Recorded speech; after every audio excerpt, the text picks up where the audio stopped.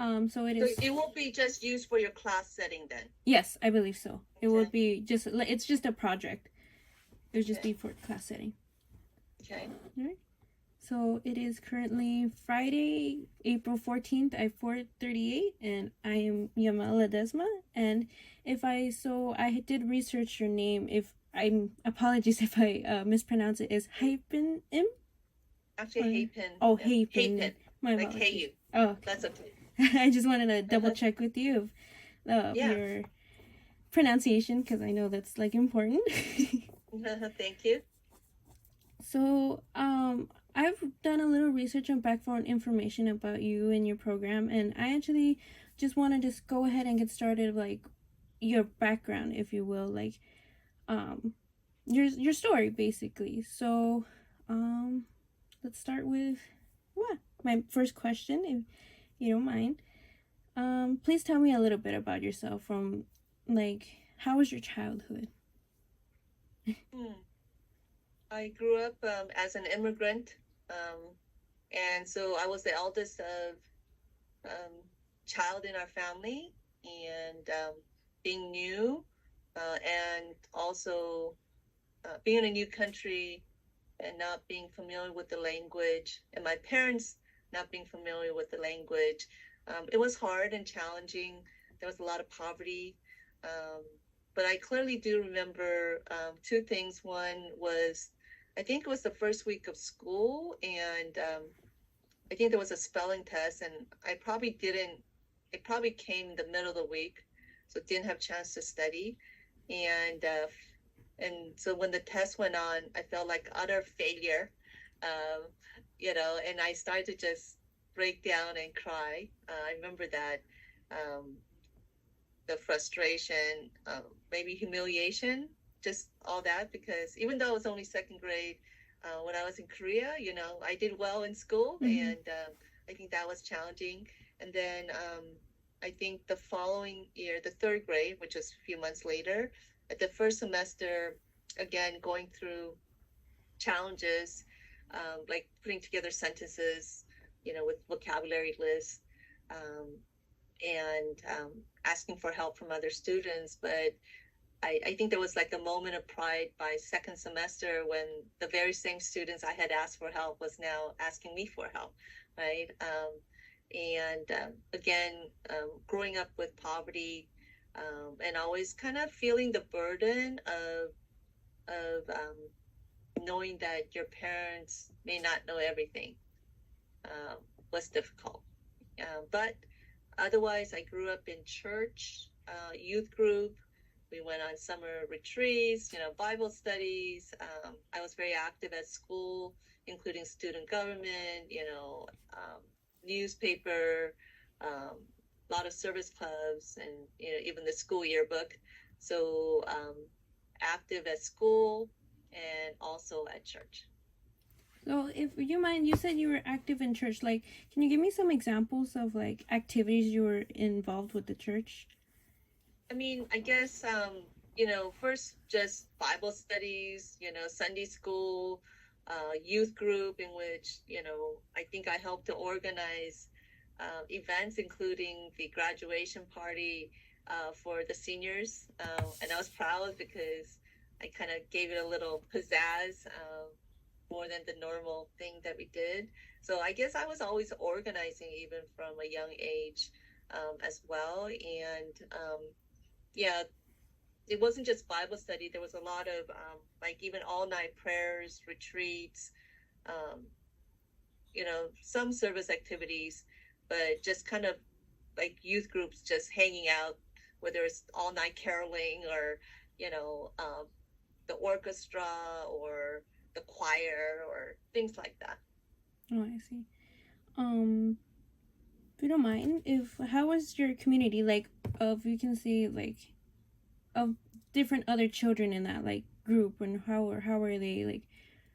Mm, was there a diversity, if you will, if in like in In that my moment? community, Yes, in your community so the at that church time. that I went to was Korean American, and so that was kind of a refuge, a haven where I felt, I guess the word normal, But the schools that I attended was, I would say, more Hispanic, and then there was a larger, also Vietnamese population, um, a mix of white, very little African American. But it was very, in that way, um, multi-ethnic, um, as such. But as an Asian American, we were very small minority, like, three of us or five of us, very small numbers.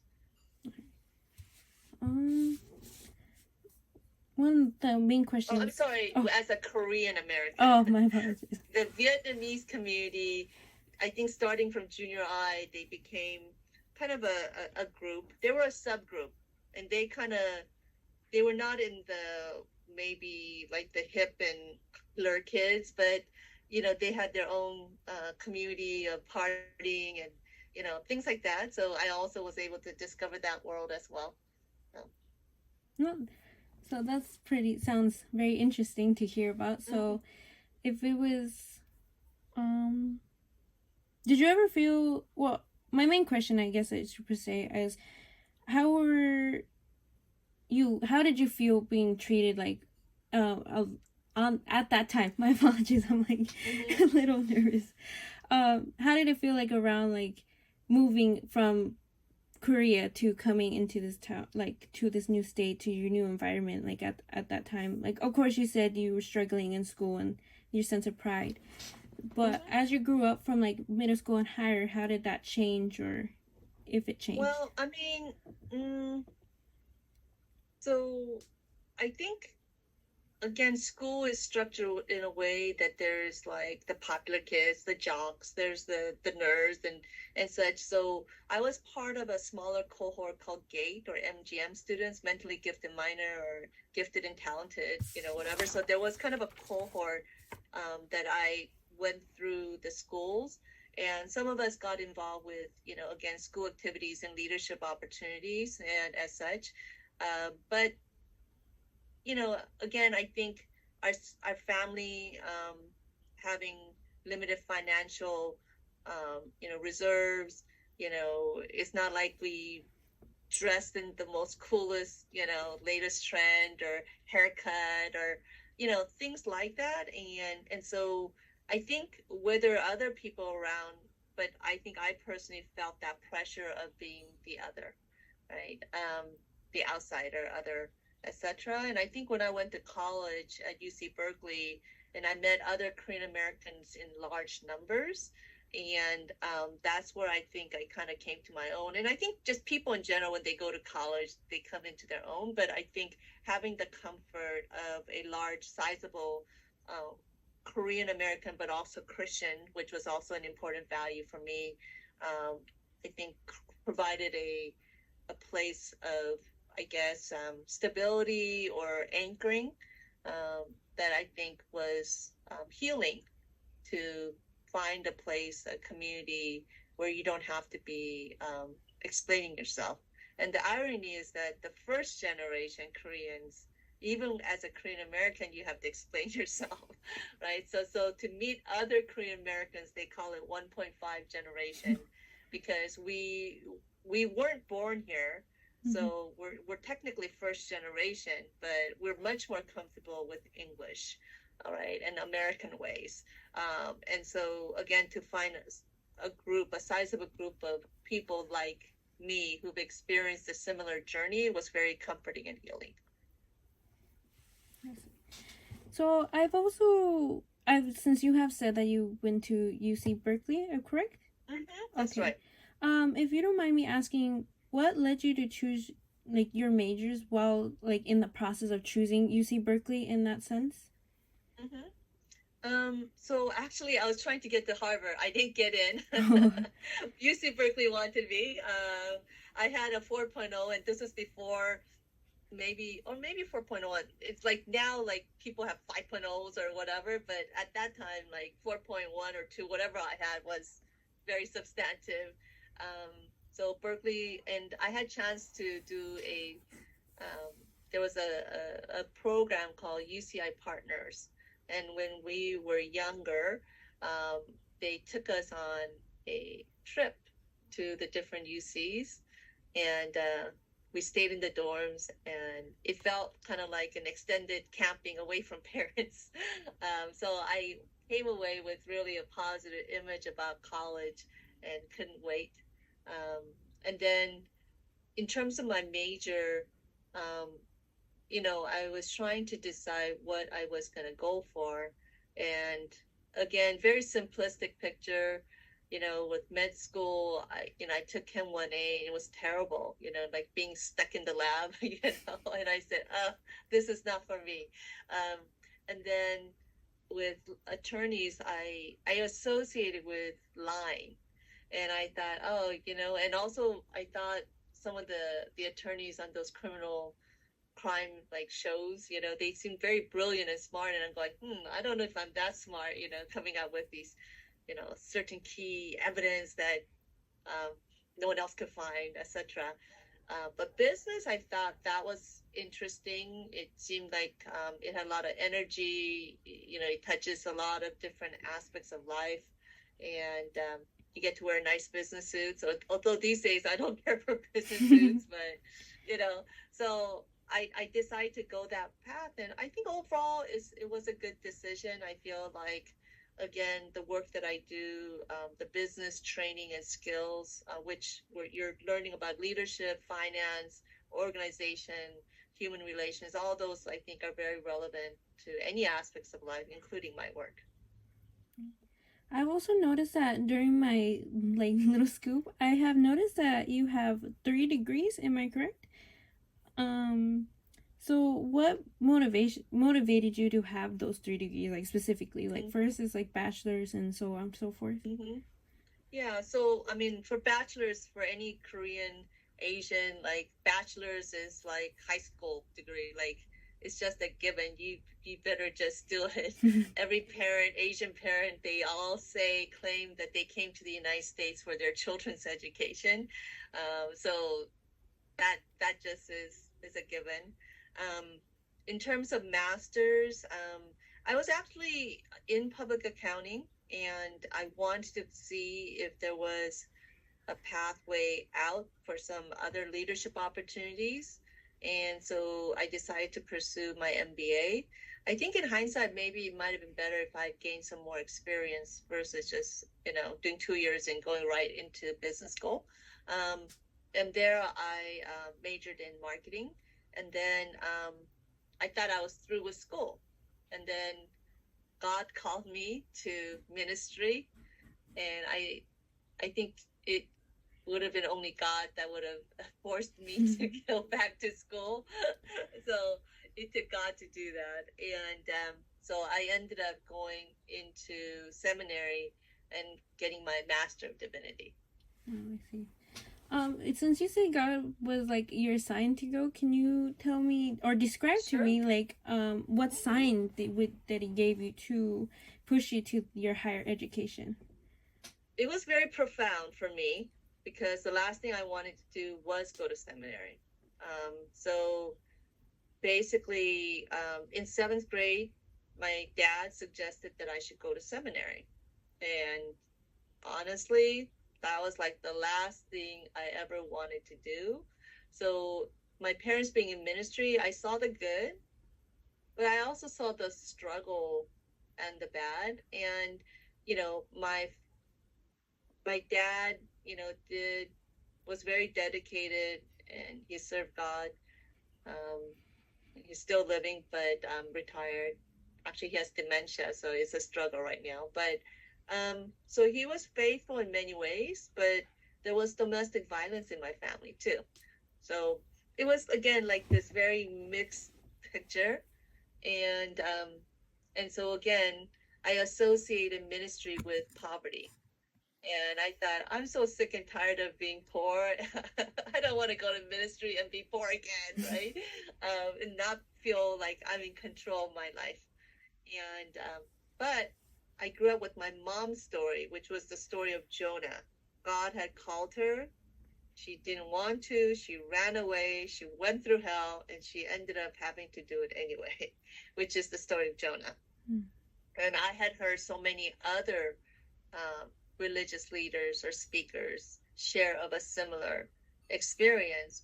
And so I remember telling God in seventh grade, God, if you ever call me, make it really clear and I will obey because I don't believe in unnecessary suffering.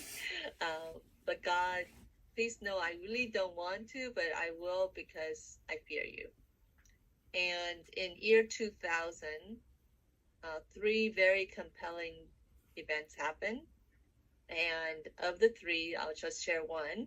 Um, I was at a Christian like discipleship training. It was pretty intense, where it starts Monday, goes until like from 6 to 10, and goes on for 3 days. And I had a pretty intense venture capitalist job at the time, very, very stressful. And so and my commute is like an hour and a half both ways. So it's a very long, stressful commute. And then there's the training. And they were doing it also in Korean language, which I'm fluent, but they were also using certain vocabulary that was difficult to process.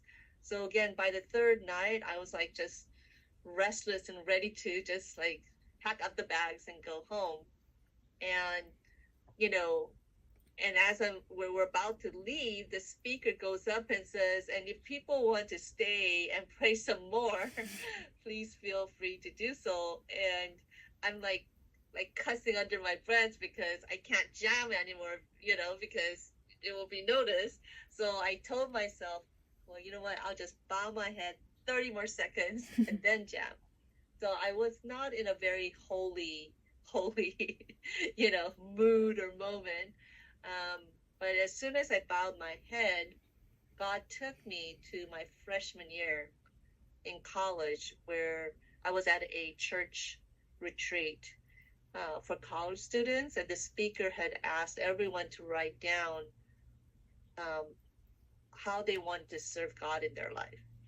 And I had written, because my mom would drag me everywhere, every Christian thing, early morning prayer, all night prayer, retreat, speaker series, service. I'm in Mexico mission driving. Like she just, and I did it more out of obedience as a Christian that we should do versus like, yay, I'm so, enthusiastic about it, right? Um, so anyway, um, that moment, oh, but one thing I gained out of all those places that I was expected to go was that many of the speakers spoke about the amazing works of God in their life, the miracles. And I think it really inspired me that the God that I believed in was not just God of Bible times or of the past, but that he was active and living, um, and working in our modern times in people's lives. And so I think that kind of encouraged me, inspired me to hang on to my faith and God, even times when things were tough. And so, um, and the other part was I wanted to travel around the world. So I said, I want to travel around the world, inspiring other people to believe in God through the amazing works or miracles God had done in my life. Completely forgot about it. But that moment, like when I bowed my head, like it was just very split second, instant. God took me to that moment and made me remember what I had written. And then suddenly it wasn't an audible voice, but I heard a very clear voice. It's very strange how I could explain that. But what I heard was, you don't need miracles when things are going great. And when I heard that, um, I started to break down because the narrative of my life at that moment, I felt in some ways was failure.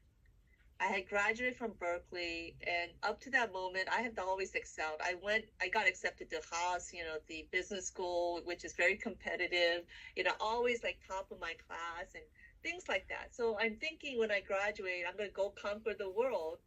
And instead, I literally went from job to job. And at the brink of success, the doors would slam on me. And basically, I'd be laid off or fired, or, like it was just this where like my friends who had done so much worse, were now making six-figure incomes, traveling around the world, getting promotions, and here I am with my little Hyundai Excel, going from job to job, and praying to God, crying out to God to save me from public accounting hell, which is where I was in. So again, in many ways, I felt like that maybe God had abandoned ship in leading my life, or that somehow I had veered off from God's providence. Those were kind of questions that were in the back of my head. But that moment when I heard that voice, it wasn't audible, but so clear. I've never experienced something like that, right? Um, I started to break down and cry because the narrative of my life literally flipped from abandonment or failure to that the God of this universe had taken time to actually hear and listen and was in the process of answering that prayer.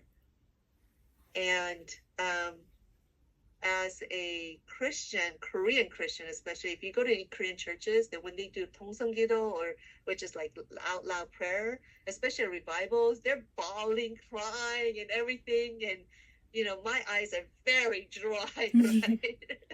And I'd be like, God, help this cold, cold heart, right?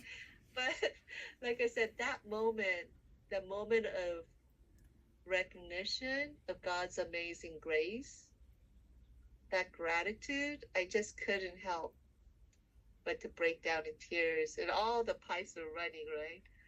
And but still, even though I did apply for seminary, I did it reluctantly but obediently, right? Because I had, again, a lot of fear and reservations. But what is amazing is that God took my reluctant but obedient and he blessed it. And suddenly all the doors that had shut in my life from graduation, like literally, like all broke wide open. It was, I think, again, there's a verse in the Bible that says that God will bless you pressed down and pouring over. I always felt for me that God left me always a little bit wanting, right? Mm-hmm. But suddenly this, like from that moment, and like I said, God didn't even wait for me to actually like submit my application. I think it was like the moment I asked for the application. Maybe God knew that I was going to follow through, but it was truly astounding. Just all the doors just like literally all swung open.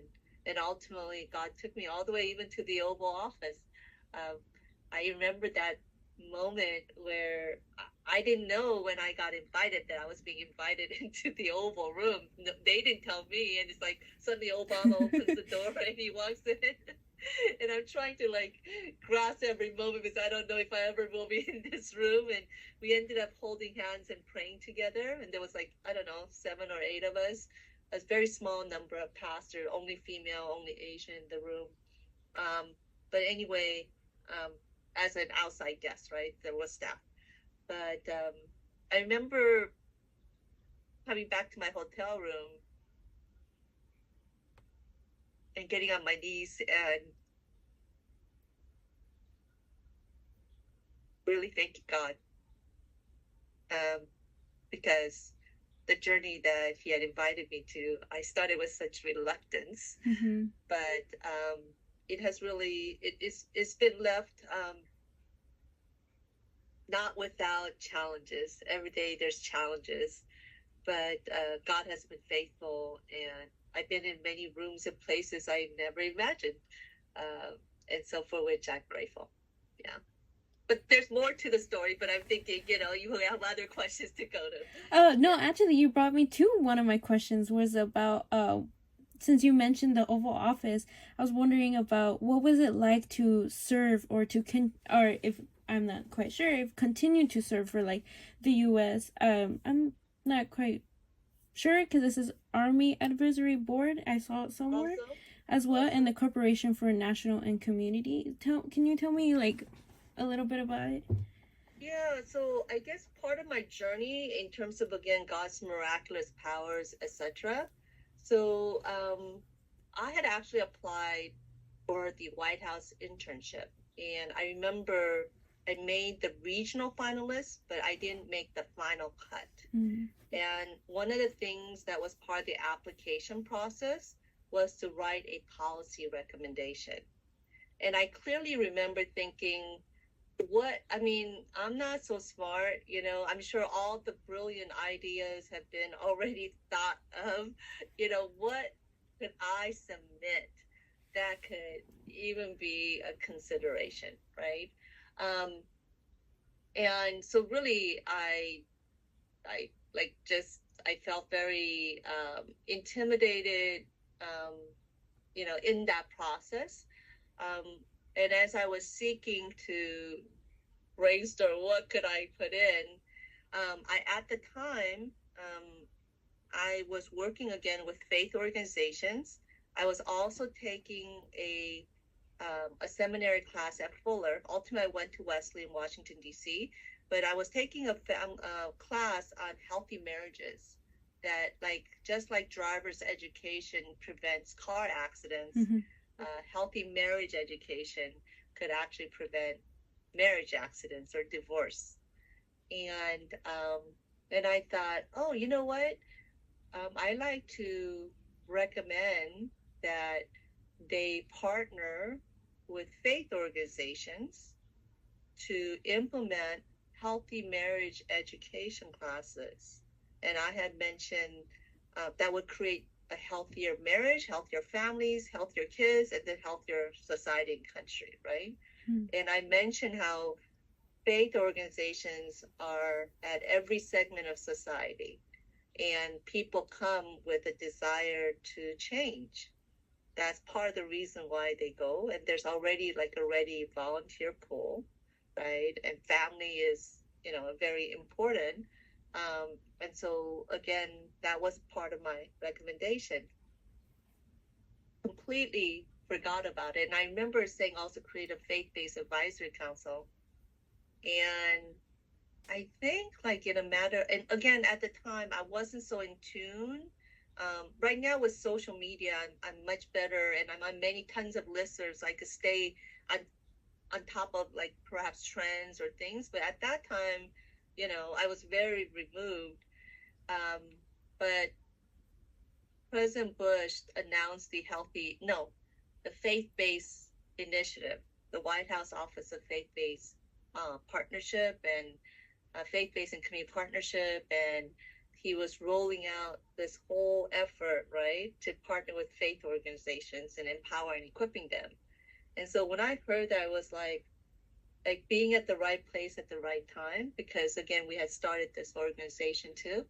Um, and your heart starts beating, right? And then a few months later, um, there was an announcement from the U.S. Department of Health and Human Services that they were starting a healthy marriage initiative, and that they were. So again, it was like this, like, mind blowing. It like it was truly mind blowing. So, but along the way, over time now, I've learned, you know what? Everyone, everyone has something to offer in terms of their wisdom, of their lived experience. The Walmart, multi-billion dollar Fortune 500 corporation, the president, the CEO, they actually want to know what the single mom walking through that store is experiencing. She has something of value, right? Her lived experience is something that's valid, right? That she could share with the CEO. And so I think over time, I've learned to gain confidence. But um, what happened with the presidential appointee, I mean, I got appointed for the governor's office, but I think the White House was kind of like a whole different level of you know, intimidation. And now it's called AmeriCorps. It used to be called the Corporation for National Community Service, but now it's called AmeriCorps.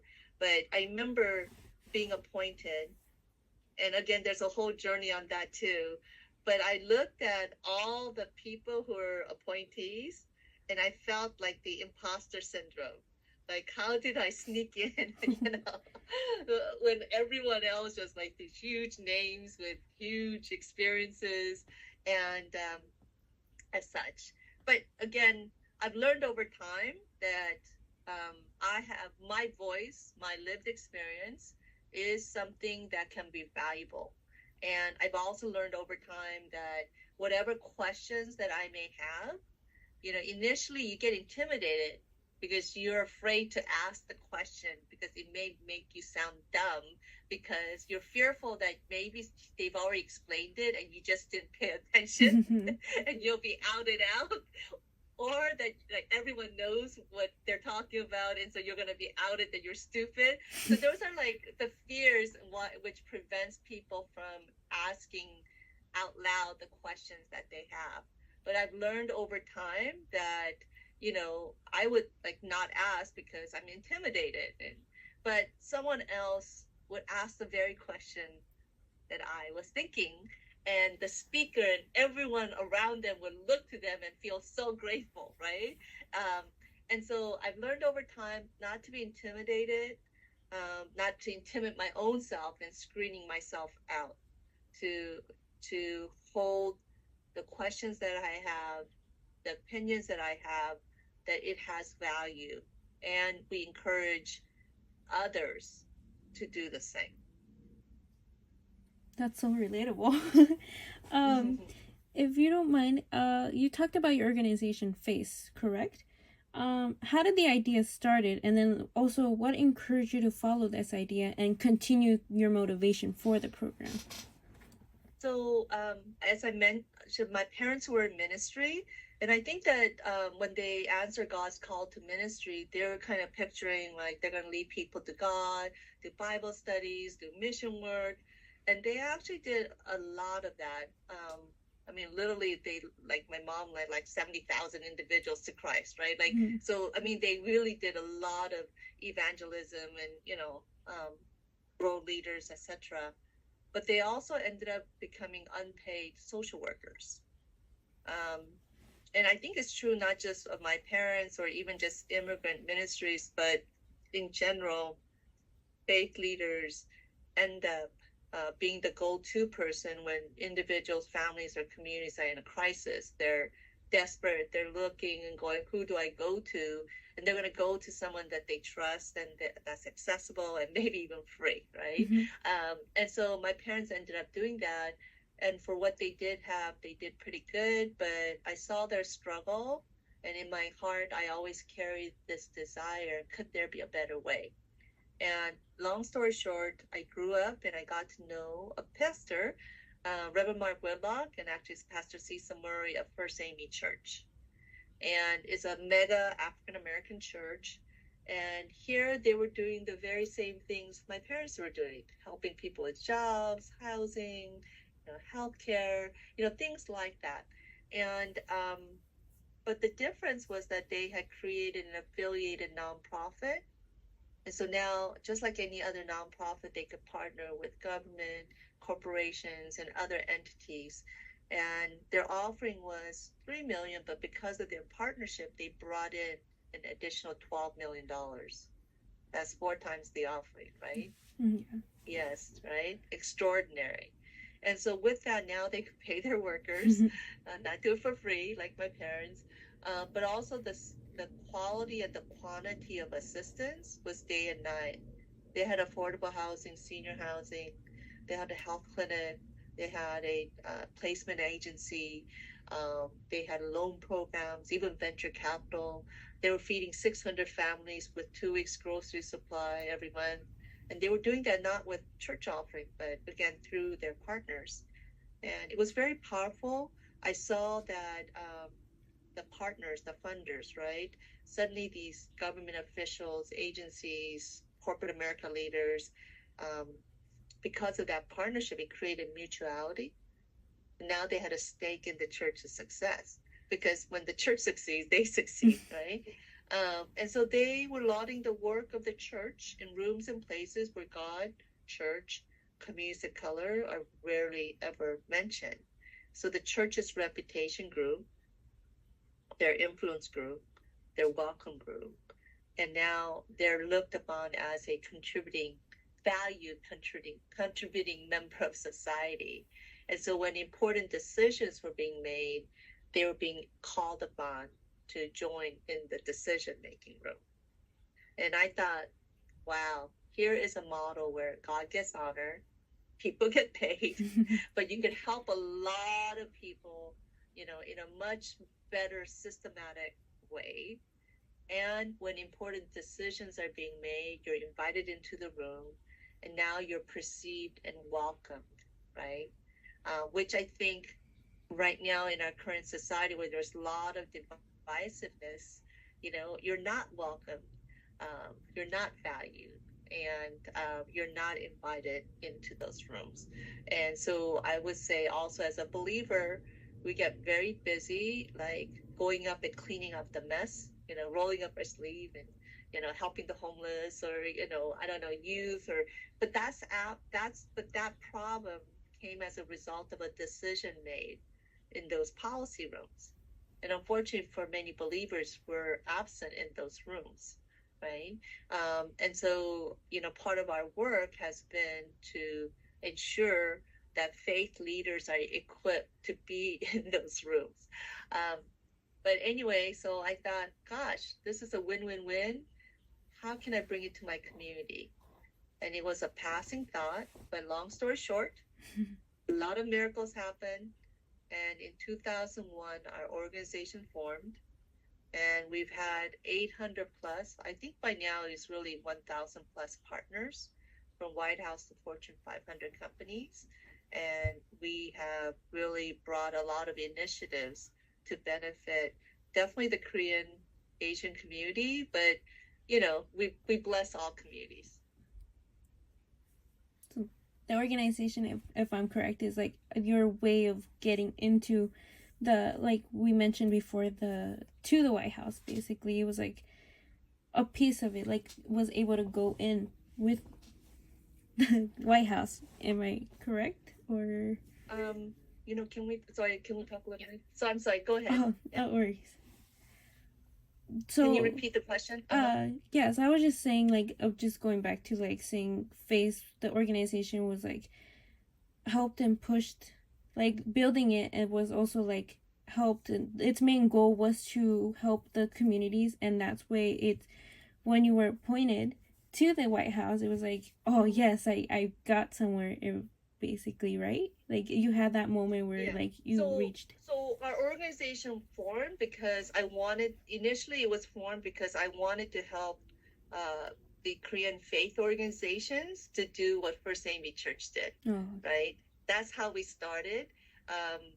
But what we learned was a few things. First of all, that there wasn't a line for Asians to stand in.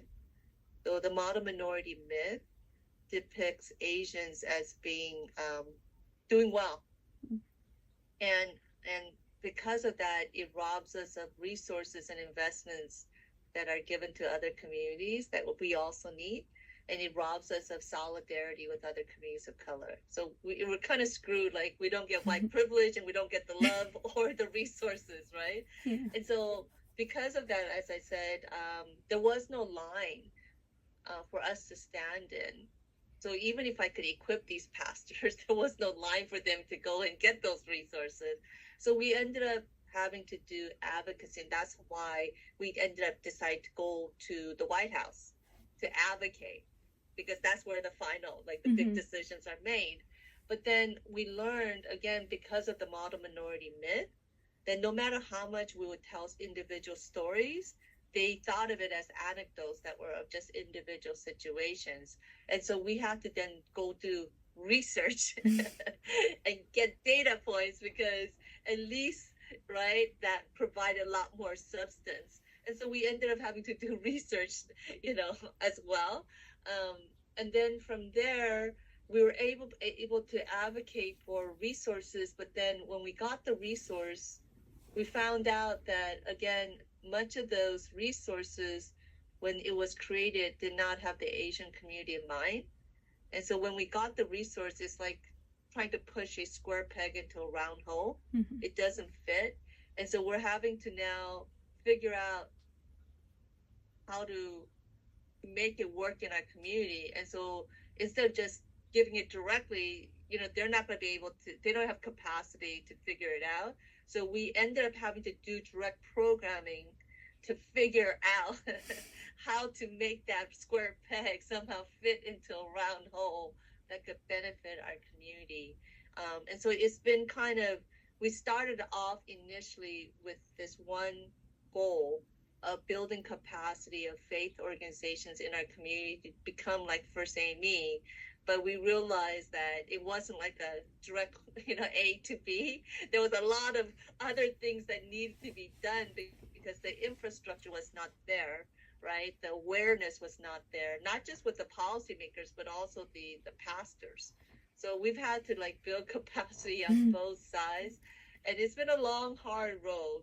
Long, hard road. But, here we are. Can only imagine how long that road was. But like, if they're your work shows for it. And one last thing. There was actually, I realized, so like I said, that's how I started to build capacity. But along the way, I came to realize, and it's what First AME Church did well. They came to realize that the church has power, that they have warm bodies that are very attractive to politicians who want to win re-election, and also to corporate America who wants to reach a lot of bodies, right? So churches have that power. They also have, again, a commitment to service. So many of them are doing good work, right? And politicians, they actually need someone to do the good work and give them the credit. They can't do everything, right? And so they need partners who can, again, do the work and help serve. And so, again, that's something that churches have. A lot of churches, they have also space. Again, corporate America, elected officials, they need space with multimedia equipment. Everything is expensive to, put on events. And churches have space, lots of space, right? And then they also have lots of, not just warm bodies, but people who are committed to service and know the community. Again, these are all information that decision makers, policy makers, corporate America, elected officials all need. And so there was kind of that aha moment. Oh, you know what? I could leverage the power of the churches to garner the attention of decision makers and use that attention to bring resources to the community. So what I started off with building capacity, which itself is difficult, but I came to learn, that there's a bigger picture of that. And then the last piece is that I've learned that in many ways, faith leaders, on one hand, because of their conviction and faith, in some ways they could be very, not just stern, but rigid or conservative, because they believe that their faith dictates that they be a certain way. But what I've also learned is that when you awaken them to the truth, the very faith that made them passionate in one direction, when they awaken to that new truth, they're able to redirect that passion to do good. And so that has been another dimension of the work that we do, and also, again, building bridges of understanding across different communities as well. I'm like, oh, wow. I didn't really stop to think about that. I have one main question, really, to almost wrap it up, because I know your time is precious.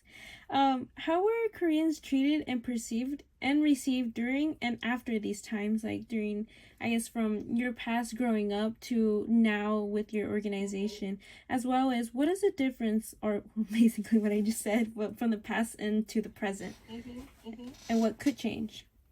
So it's kind of very interesting. I feel like in some ways it's a tale of two cities. Mm-hmm. So on one hand, like I grew up with being Asian and being very unhip and uncool. Like, you didn't want to be Asian. You're embarrassed about your culture. When people come into your home and they smell kimchi or they smell dry squid, like you would have to explain away and you're very embarrassed, or you take it to lunch, etc. And I remember also growing up and thinking Asian men like nerds, like don't want to marry them or, date them, all that kind of stuff. And then today, suddenly, like BTS or, Blackpink and, these movies and like, Squid Game. And I mean, it's like such a different world where I see even my Korean peers, friends posting on Facebook a lot of things that are about Korean that they kept to themselves, but now they have this newfound confidence, right? That they could share and actually that you will be admired versus kind of being judged as being like a foreign thing, right? A weird thing, etc. So again, I feel like things have changed so drastically in that way. And yet, the tale of two cities is that the anti-Asian violence is growing every year. I mean, it's like shocking. It's like while we're enjoying the highs of being, the Academy Awards and this and that, it's just like, whoa. And yet the violence against Asians is growing at the same time. And, again, growing up, you would hear chink and go back and, to your home country, like all those kind of things. Um, but I think the LA riots, where over 2,200 Korean business owners lost their businesses through the riot. And for the Korean community, it was a riot, um, you know, with their livelihoods destroyed, um, and 4,000 federal troops and 2,000 National Guards having to come in to restore order. Mm-hmm. It was a riot. It was the largest incident, I believe, of anti-Asian hate and violence in U.S. history, and yet I really don't hear anyone talk about our experience that way. They talk about the Japanese internment and the Chinese Exclusion Act and all that, but they don't talk about, I think, the largest incident anti-Asian violence. Yeah. 2,200 businesses destroyed in LA alone. It doesn't even cover the mental health trauma. Asians still have the lowest users of a mental health service. But when Dr. Man Cho announced that he was going to provide mental health counseling, 2,000 people signed up and 500 were documented with PTSD. People committed suicide, they had divorces, they just disappeared. I mean, and even to this day, the trauma from that period is still, I mean, one of like the 30th anniversary, I was in a group of grown-up women and they started falling and crying because even to this day, like their parents will wake up with nightmares, even now, right? This is 30 years later, right? Yeah. So I think what was a tragedy is that, they showed the killing or the beating of Rodney King superimposed right next to Sun Ja-do, a Korean store owner, killing Natasha Harlitz, was 15 years old, right? Mm-hmm. And they would show that over and over again. And what they didn't show was there were 25 Korean store owners that were killed by their customers during that same season.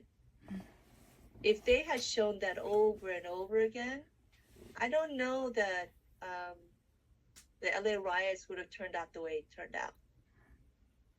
And Asians actually have the highest rates of being victims of crime, violent crime, from those outside our community at 76%.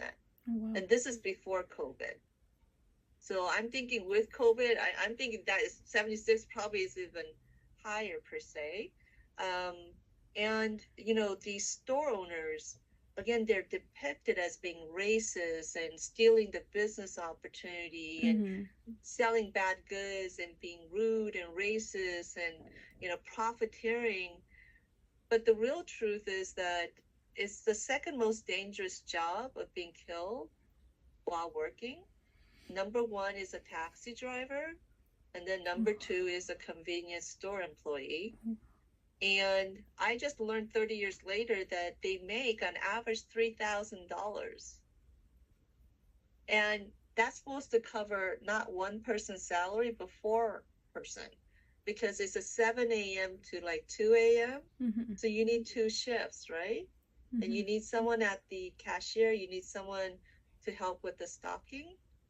So how do you sustain a $3,000, right? Yeah. It's not sustainable. The only way they make it work is by someone taking on two shifts, and that's why they have the 16-hour days. Yeah. And then they use family labor, which is abuse, right? And that was the story of my husband's family, right? That's what they did.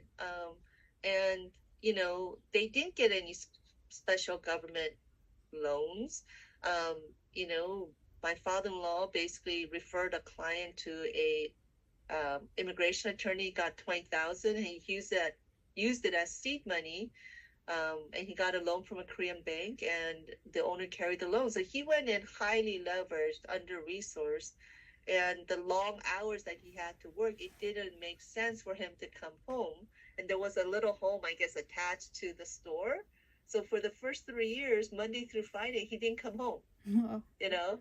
And then on Friday after school, my husband, starting after graduation in eighth grade, was the one that would drive there. So one day he came home and his dad bought him a car. Right? It wasn't to go play, but to drive and relieve him. So then my husband would live in the store, right? And so that's how they manage. And they don't have any wholesale, whatever pricing. Costco is their, wholesale company. Very little margin. And even with Sunja Du, I mean, Latasha Harless should never have been killed, so no justification there. And yet, Sunja Du, she was being shoplifted 40 times a week. I'm thinking if you're making 3,000, working 7 days a week, 16-hour days, and you're like barely making it, every item that's being stolen is a do or die, right? Mm-hmm. And on top of that, what was it? They had been burglarized 30 times and threatened 20 times of their store being burned down. And her son's life was being threatened because he was going to be a witness against some gang members for robbing their store. And I think the trauma that she was going through is not unique, that the reality of all these store owners, it's a very dangerous environment. You're making pitiful nothing. You're not able to enjoy holidays, weekends. It's a very tough environment.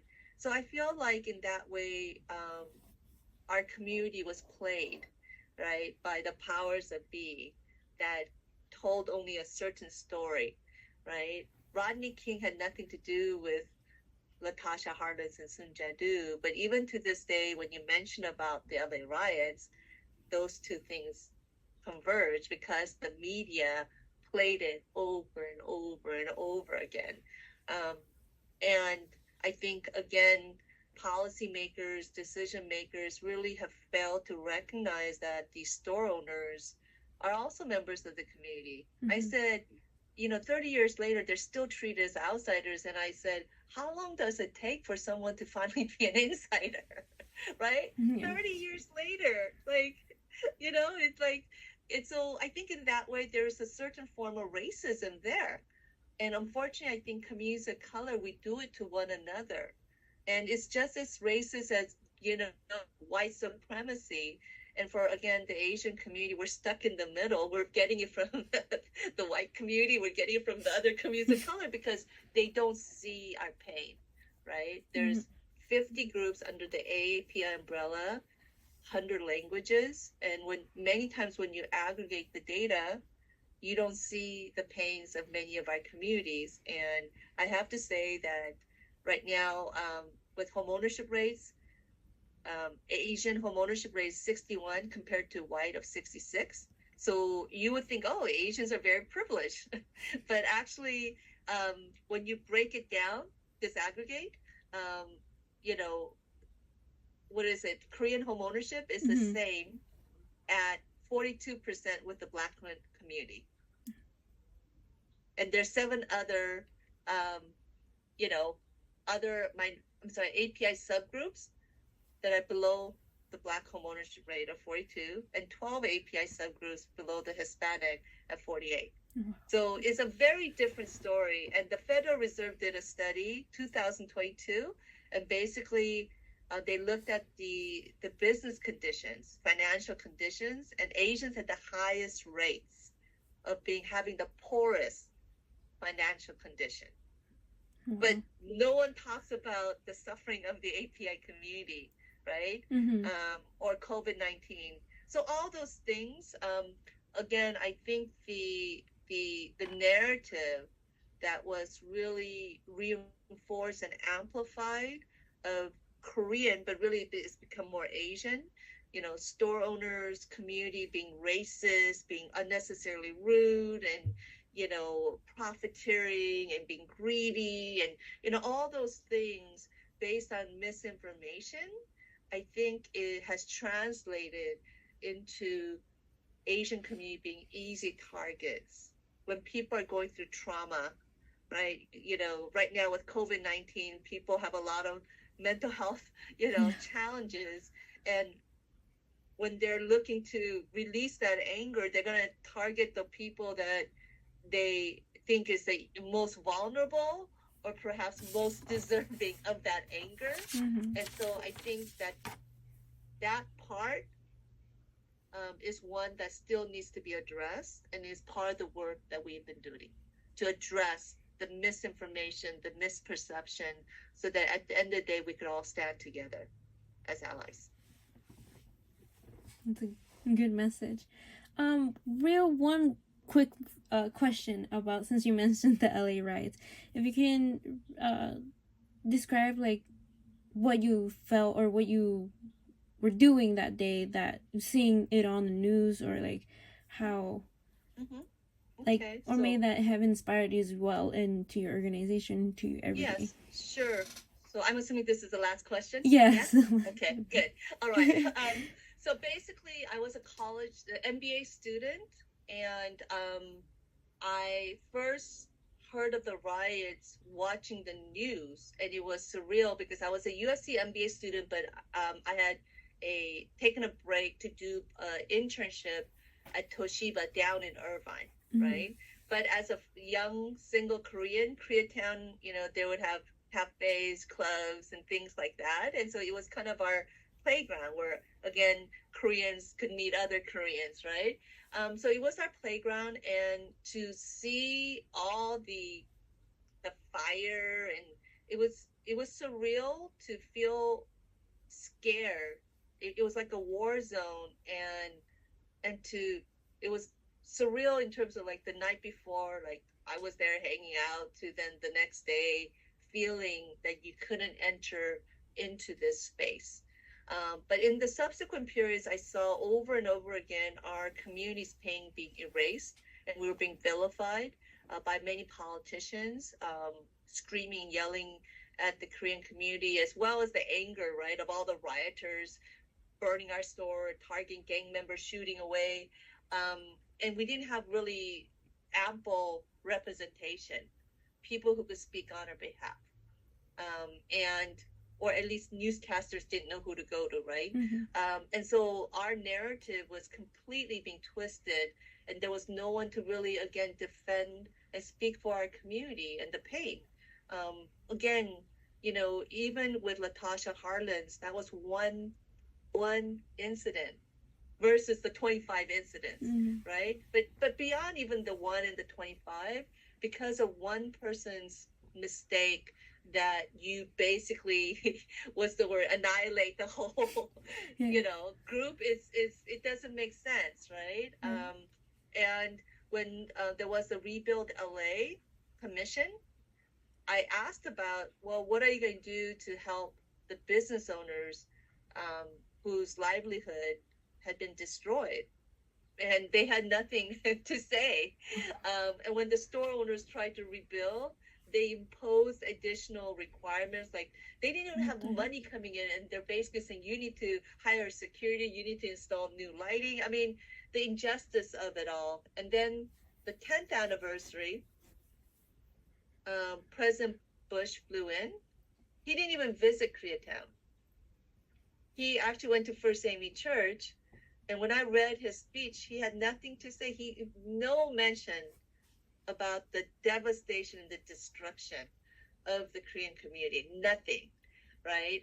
So again, I felt that we were erased. And during that time period, I saw the newscasters come in, and again, because there was not ample representation, they went to the same people who were the politicians, again, totally cussing out the Korean community.